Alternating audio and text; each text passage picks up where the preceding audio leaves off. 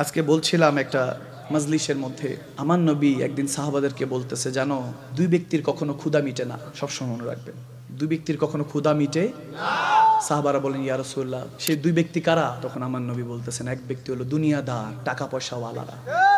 ঠিক তারা খালি চাওয়া পাওয়ার মধ্যে থাকে, এটা চাই ওটা চাই, এটা নাই ওটা নাই, ঠিক না? আল হাকুমুত তাকাসুর, আমার আল্লাহ বলেন বান্দার চাহিদার শেষ। হাদিসে এসেছে, আমার নবী বলেন তাদের পেট ভরবে কিভাবে জানো? তাদের পেট ভরবে কবরের মাটি দিয়ে। তাদের পেট ভরবে কবরের মাটি দিয়ে। দ্বিতীয় যখন বললেন সাহাবায়ে রাসূলরা, ইয়া রাসূলুল্লাহ, দ্বিতীয় ব্যক্তিকে? আমার নবী বলে, যারা জ্ঞান পিপাসু। সুবহানাল্লাহ। যারা জ্ঞান পিপাসু, যারা জ্ঞান তালাশ করে, ইলম তালাশ করে, তাদের কখনো তালাশ শেষ হবে না। আমার নবী বলেন তাদের পিপাসা মিটাবো আমি নবীর দিদার দিয়ে। আরো জোরে বলুন না সুবহানাল্লাহ। সেই নবীকে দেখতে রাজি আছে কি নাই? আল্লাহ প্রত্যেককে দয়াল নবীর দিদার নসিব করুন। যারা দেখেছি বারবার দেখা তৌফিক দান করুন। এক রাজা শিকার করার জন্য যখন গেছে গভীর জঙ্গল, দামেস্কের একটা কাহিনী। সে যখন জঙ্গলে প্রবেশ করলো, তার সৈন্য বাহিনী যারা আছে দেখতেছে খাবার দাবার কিছু নাই। এক বুড়ি ছিল, বুড়ির একটা গাভী ছিল। বললো যে গাভীটা বিক্রি করবো, আমাদের মশাই আছেন, জাহাপনা আছেন, বাদশাহ আছেন, তেনার খাবারের ব্যবস্থা করবো, এটা বিক্রি করবো। বলে না, জোর করে প্রজারা নিয়ে নিন। এরকম আছে তো, দেশের টেনা দশের টাকায় নাই মনে হয় এলাকা। যারা এরকম করবে মনে রেখেন, শেষ ভালো নাই, তাদের অবস্থা শেষ ভালো হবে না।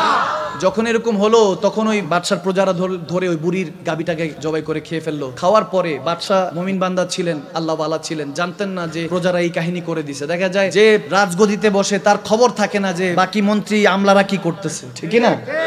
অনেক সময় এরকম হয়। সব বাদশারা যে খারাপ ছিলেন এরকম না। তো যখন এরকম হয়েছে, তখন ওই গ্রাম থেকে ওই শহরে যাওয়ার জন্য একটা পুল ছিল, ব্রিজ ছিল। ব্রিজে করে যখন যাচ্ছিল, বুড়ি ব্রিজের নিচে চুপটি করে বসেছিল যে বাদশা গেলে ধর্ম বাদশারে। যখন বাদশা পার দিচ্ছে, আল্লাহু আকবার, এই লাইনটা শোনার সাথে পশম দাঁড়িয়ে যায়। ওই বুড়ি দৌড়ায় গিয়ে বাদশার ঘোড়ার লাগাম ধরে ফেললেন। ধরে বলতেছে, এ বাদশা, আমি একটা অসহায় বুড়ি, আমার কেউ নেই, সন্তান নাই, স্বামী নেই, একটা গাভী ছিল, দুধ বিক্রি করে কোন রকম দিন যাপন করতাম, এটাকে জোর করে আপনার প্রজারা হত্যা করে খেয়ে ফেলেছে, খাবার খেয়ে ফেলেছে, জবাই করে খেয়ে ফেলেছে, আমি এখন অসহায় পড়েছি।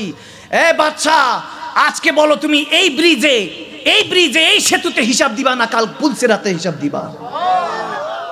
বাদশা কেঁপে গেল, লাফায় উঠলো, তাড়াতাড়ি নেমে গেল, বলো মাগো ক্ষমা করে দাও, এই ব্রিজে হিসাব দিতে চাই, ওই ব্রিজে হিসাব দেওয়ার মতো ক্ষমতা কারো হক মেরে কোনো কিচ্ছু পাবেন না, কিচ্ছু পাবেন না, খোদার কসম করে বলছি। এই যে মনোযোগ দিয়ে শুনতেছেন কথাগুলি, খোদার কসম, আমার নবীর ইজ্জতের কসম, আল্লাহ এখনো হেদায়েতের রাস্তাটা আপনার জন্য খোলা রেখেছে।